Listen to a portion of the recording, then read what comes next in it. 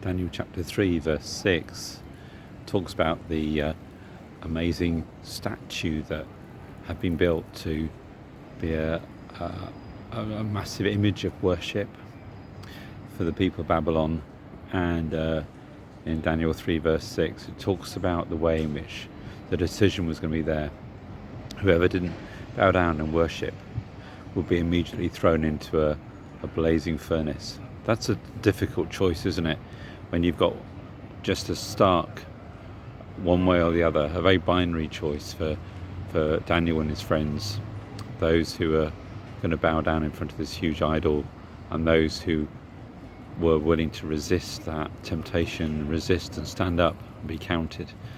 And sometimes we're in situations where we are required to stand up and be counted, where the choices are very stark, and we might not feel that we're always in that position. Maybe the choices feel more subtle for us. They feel more nuanced, not quite so obvious as it was at that moment. But there are many things that draw us into bad decisions and lead us down paths where we have to face a choice. We have to face the fork in the road. We have to decide one way or the other. And so my prayer today is for all of us that we would experience the grace to make good choices. Life is full of choices, isn't it?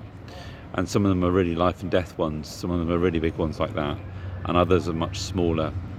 And so I pray that as Daniel and his friends stood up, as they stood up and were counted at that moment, that we too would be willing to stand up and be counted.